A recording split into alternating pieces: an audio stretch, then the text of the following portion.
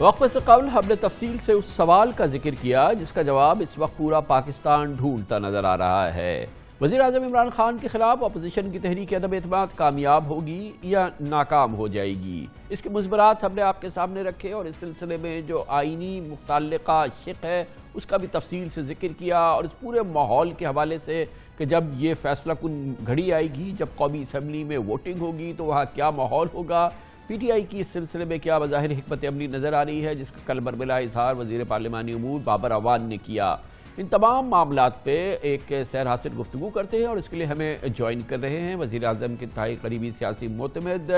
اور وزیر اطلاعات و نشریات محترم فواد چودھری ہمارے ساتھ موجود ہیں۔ فواد چودھری صاحب، سب سے بڑی چیز یہ بات ہے کہ اس وقت یہ اہم دن میں جب یہ کہ ووٹ کاؤنٹ ہوگا، پی ٹی آئی کی جو حکمت عملی 24 گھنٹے سے ہم سن رہے ہیں کہ منحرف اراکین کو روکا جائے گا، ان کو اسمبلی میں نہیں داخل ہونے دیا جائے گا، چیف ویپ اور اسپیکر خالی رہیں گے وہاں پہ، اگر وہ ووٹ ڈالنے آ بھی گئے ان میں سے ایسے لوگ جن پہ شک ہے تو اسپیکر ان کا ووٹ ایکسیپٹ نہیں کریں گے، اور مختلف حوالوں سے واضح طور پہ لگتا ہے کہ پی ٹی آئی کے اندر ایسے اراکین ہیں جن کو روکنا مطلوب ہے۔ گویا کہ ان سب کو وزیر اعظم پہ پورا اعتماد نہیں ہے، بلکہ ان کا اعتماد عدم اعتماد کے ساتھ ہے۔ دیکھیں، کوئی منحرفین کا گروپ نہیں ہے۔ حکومت کو، مضبوط حکومت کو، آپ اگر پیچھے چلے جائیں 1989 میں، تو جب بے نظیر بھٹو شہید کی حکومت کے خلاف نواز شریف اپنی نو کانفیڈنس لے کے آئے تھے، تو اس وقت تو پنجاب میں حکومت بھی نون کی تھی، اور تمام جو آپ کہہ لیں کہ اس وقت جنرل حمید گل صاحب کا بڑا رول تھا کہ وہ نواز شریف کی مدد کر رہے ہیں، اور ان تمام کے باوجود فیڈرل گورنمنٹ کے خلاف نو کانفیڈنس پاس نہیں ہو سکی۔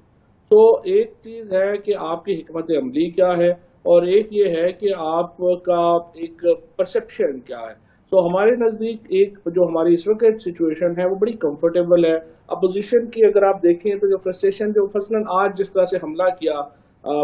فضل الرحمان صاحب کے پیروکاروں نے پارلیمنٹری لاجز کے اوپر، اسی سے آپ کو اندازہ ہو جاتا ہے کہ ان کو کانفیڈنس نہیں ہے۔ لیکن جہاں تک اس بات کا تعلق ہے کہ ہم لوگ ایوان میں جائیں یا نہ جائیں، اس کا تعلق تو حکمت عملی سے ہے، ایگزیکیوشن سے ہے، تو وہ تو ہم وہی کریں گے جو ہمیں سوٹ کرے۔ لیکن یہ پہلا امتحان تو نہیں ہے۔ اب سے کچھ عرصے پہلے ہم نے دیکھا کہ اسی طرح کا اعتماد کا ووٹ وزیر اعظم نے حاصل کیا تھا، آپ کو تقریباً شاید 178 کے قریب ووٹ ملے تھے، اپوزیشن کے 164 ووٹ تھے، اور ایک بڑی کانفیڈنٹ سچویشن نظر آتی تھی۔ یہ جو اس وقت پورا ماحول نظر آ رہا ہے اس میں تو بڑی بے چینی ہے، کیونکہ اس پوری حکمت عملی کا مرکز محور ہی صرف یہ ہے کہ ایک بڑی تعداد میں ایسے لوگ جن کو سسپیکٹ کیا جا رہا ہے پی ٹی آئی کے، ان کو روکا جائے، ان کو اسمبلی میں نہیں آنے دیا جائے، اور وہ حقیقی طور پہ وہ واقعی منحرفین ہیں۔ اسی لیے اس کے لیے ایک باقاعدہ حکمت عملی، ایک پلان جو ہے اس کا کل سے اب آج تک ذکر ہو رہا ہے۔ نہیں، کوئی منحرفین کا تو کوئی نام نہیں آیا ابھی تک۔ 3 لوگ جن کا نام لیا، ایک ٹیلی ویژن نے، انہوں نے اس ٹیلی ویژن کے اوپر پریویلیج موشن جو ہے وہ داخل کرا دیا، تو کوئی ایویڈنس نہیں ہے ایسی جس میں ہم یہ کہیں کہ کوئی منحرفین ہے یا کوئی ایسی بات۔ اور ویسے بھی میں آپ کو سیدھی بات بتاؤں، یہ جب تک الائز جو ہیں پی ایم ایل کیو اور ایم کیو ایم اور جی ڈی اے وہ حکومت کے ساتھ کھڑے ہیں، اس وقت تک حکومت کے لیے کوئی پرابلم نہیں ہے۔ ہاں، اگر الائز جو ہے سارے کے سارے ناراض ہو جائیں تو پھر ایک علیحدہ بات ہے، اس سے پہلے حکومت کو کوئی چیلنج نہیں۔ لیکن وہ کیوں نہیں ہے؟ اگر وہ نمبرز جو ہیں وہ اتنے ہوتے ہیں جو کہ آپ کے اندر سے ایسے لوگ ہیں، بہرحال یہ تو ایک حقیقت ہے نا کہ جہانگیر ترین گروپ ہے، کچھ لوگ علیم خان صاحب کے ساتھ مل چکے ہیں، کچھ لوگوں کو یقیناً حکومت کی کارکردگی پر اور موجودہ صورتحال میں جو سیاسی ہوا چل رہی ہے یہ ہوا کے ساتھ چلتے ہیں، وہ اس سے نکلنے کی کوشش کر رہے ہیں، ورنہ اس قسم کی گفتگو ہی کا کیا موضوع کہ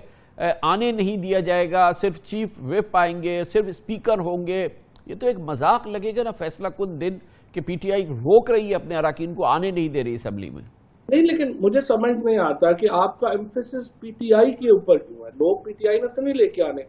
جو آپ نے ابھی جیسے پروسیجر بتایا، پروسیجر ہم نے جب کانفیڈنس ووٹ لینا تھا تو ہمارے اوپر بار تھا، ہم نے لوگ لے کے آنے تھے۔ اب نو کانفیڈنس موشن اپوزیشن نے کیا ہے، یہ اپوزیشن کے اوپر بار ہے، ہمارے لوگوں نے وہاں پہ آ کے مکھیاں تو نہیں مارنی۔ یہ تو ایک اسٹریٹجی کا حصہ ہے کہ وہ آئیں گے یا نہیں آئیں گے، دس از irrelevant۔ ریلیونٹ تھنگ از کہ اپوزیشن 172 لوگ ایوان میں لا سکتی ہے یا نہیں لا سکتی۔ اور اگر آپ کہیں کہ لوگ اپوزیشن کے بھی ہم نہیں پورے کرنے ہیں تو یہ تو ظاہر ہے کہ اس کی کوئی منطق سمجھ نہیں. چلے یہ بات تو صحیح ہے آپ کی کہ بہرحال انہیں 172 لانے ہیں. اگر انہیں 172 میں وہ لوگ شامل ہو جائیں جو کہ اس روز تک پی ٹی آئی میں شامل ہیں, ان کے ووٹ کی کیا اہمیت ہوگی؟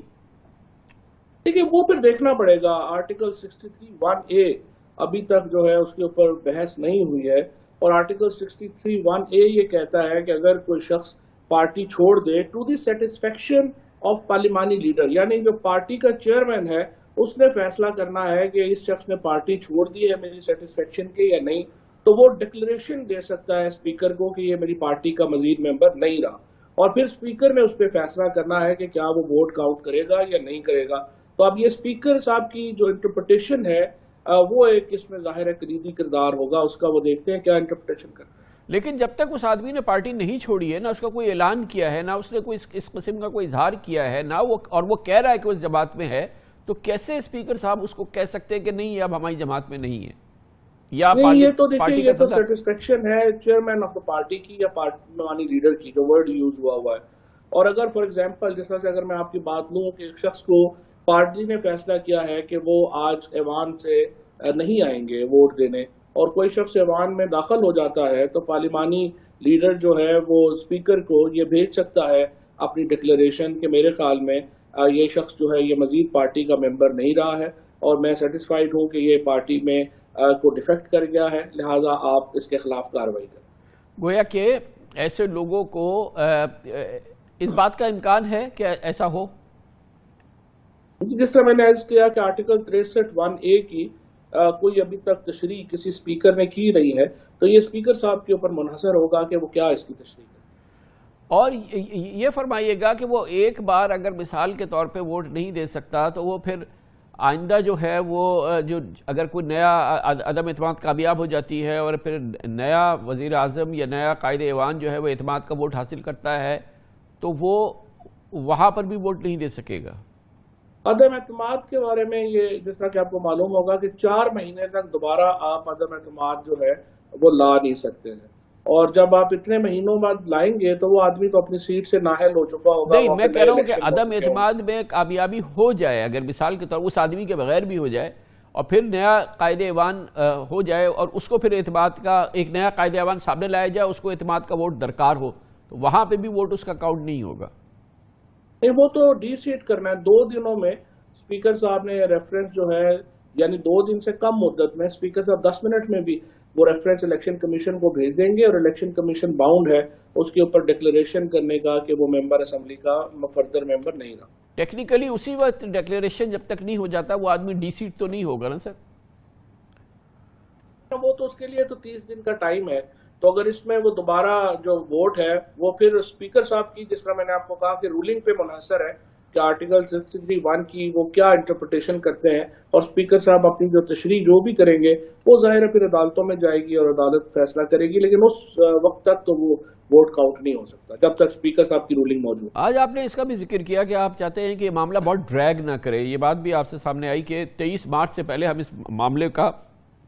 قضیے کو تمام کرنا چاہتے ہیں, تو گویا کہ ابھی پی ٹی آئی یہ چاہتی ہے کہ اب اس کے لیے 15 دن اور پھر 7 دن اور پھر 4 دن یہ سارا قصہ ختم ہو اور جلد از جلد گیٹ اوور دس. کامران صاحب, ہمارے لیے اصل میں یہ جو نو کانفیڈنس ہے یہ امپورٹنٹ نہیں ہے, ہمارے لیے جو ملکی معیشت ہے وہ اہم ہے. آپ کو معلوم ہے کہ 2 بہت بڑے ایونٹس پاکستان میں جو ہے 3 ایونٹس ہیں جو ہونے جا رہے ہیں. ایک تو OIC کا اجلاس ہے, پھر آپ کو معلوم ہے کہ جو ریکوٹیک کے اوپر ہماری جو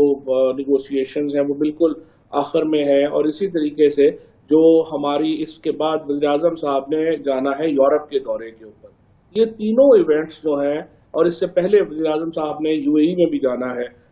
وہاں پر بھی بہت اہم نیگوشیشنز ہیں. یہ 4 ایونٹس جو ہیں یہ 1 مہینے کے اندر ہو رہے ہیں, اور یہ انتہائی اہمیت کے حامل ایونٹس ہیں, اور ہم چاہتے ہیں کہ یہ جو اپوزیشن نے جو کچرا پھینکا ہے یہ جلد از جلد ہم سمیٹ لیں تاکہ ان اصل معاملات کی طرف آگے بڑھ سکیں. تو اس کا سارے کا مطلب یہ ہوا کہ قومی اسمبلی کا اجلاس اب کسی دن بھی طلب کیا جائے گا, اب اس کے لیے 15 دن کا انتظار نہیں کریں گے صدقے سر؟ یہی ہے, اسپیکر صاحب سے ہم نے یہی گزارش کی ہے, اور آگے انہوں نے ظاہر ہے یہ اسمبلی سیکریٹریٹ کا ایک اپنا پریروگیٹو ہے کہ وہ اس پہ کیسے آگے بڑھتے ہیں. ہماری خواہش یہی ہے کہ یہ جلد از جلد معاملہ جو ہے وہ نپٹا دیا۔ گویا آپ چاہتے ہیں کہ جلد از جلد اجلاس ہو، اس کے بعد 7 دن، اور اس کے بعد یہ جو مرحلہ ہے، آپ کی خواہش یہ ہے کہ 2 ہفتوں کے اندر یہ معاملہ اپنے اختتام کو پہنچے؟ نہیں، 7 دن تو میکسیمم ہے، جو کم از کم دن ہے وہ 3 دن ہے۔ تو میری رائے میں تو اسپیکر صاحب اجلاس بلائیں اور اس کے بعد 3 دن کے اندر بحث کرا دیں اور اس معاملے کو ختم کریں۔ آپ کی رائے کو وزیر اعظم کی حمایت ہے؟ یہ ہمارا ایک گورنمنٹ کا خیال یہی ہے کہ اس کو جلد از جلد ختم ہو۔ تو یہ فرمائیے گا، یہ جو آپ نے وزیر اعظم کا پورا مہینے کا ایک پروگرام بتایا، اس میں بہت امپورٹنٹ باتیں ہیں جو کہ ابھی جس کا آپ نے ذکر کیا، تو یہ سب جو ہے یہ لگ بھگ رمضان کے آس پاس جیسے شروع ہو، آپ اس کو تکمیل تک پہنچانا چاہتے ہیں؟ ظاہر ہے جی، دیکھیے اس میں بہت امپورٹنٹ، پہلی بار پاکستان میں اتنی زیادہ تعداد میں فارن منسٹرز جو ہیں اسلامی ہمارے ملکوں کے وہ موجود ہوں گے، پھر اس کے ساتھ ساتھ جو اہم ملکوں کے وزرائے خارجہ ہے ان کو بھی دعوت دی گئی ہے، اور اس کے ساتھ ساتھ یہ جو ایونٹ ہے اس کی بہت اہمیت ہے ہمارے لیے۔ اور اس کے بعد جو دیگر معاملات ہیں ان میں بھی جیسے میں نے عرض کیا، اس میں بھی بہت ہم کین ہیں ان کو ایک آگے لے کے جانے میں، اور اس کے لیے ضروری ہے کہ یہ معاملہ جلد نمٹ جائے۔ تو یہ فرمائیے گا کہ اس سے پہلے مگر وزیر اعظم کئی جلسے کرنا چاہتے ہیں، اور آج جیسے کہ بتایا گیا کہ ڈی چوک پر ایک بہت بڑا جلسہ کریں گے وزیر اعظم۔ وزیر اعظم کا جلسے تو ہفتے میں 3 ویسے ہی ہے، وہ پہلے بھی آپ کو معلوم ہے پنجاب میں انہوں نے منڈی بہاولدین میں جلسہ کیا ہے، پھر اس کے بعد جا کے اب انہوں نے میرسی میں جلسہ کیا ہے، اب وہ لوئر دیر میں جلسہ کرنے جا رہے ہیں، اور اس کے بعد ہم یقیناً ایک ڈی چوک اسلام آباد میں بھی ایک ایسا اجتماع کریں گے کہ جس میں ذرا پیپلز پارٹی کو اور نون لیگ کو بتایا جا سکے کہ جلسے ہوتے کیا ہیں۔ یہ بچوں کی طرح اتنے اربوں لاکھوں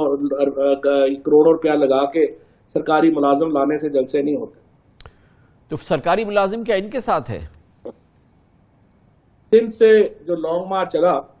آپ نے اس طرف بہت دفعہ نشاندہی کی ہے کہ کس طریقے سے NFC ایوارڈ کا پیسہ اور 18ویں ترمیم نے کس طرح سے نقصان پہنچایا۔ اگر آپ یہ لانگ مارچ اٹھا کے دیکھیں، اس کے فوٹیجز اٹھا کے دیکھیں، تو آپ کو اس کے اوپر دوبارہ احساس ہوگا کہ کس طرح جو سندھ کے وسائل ہیں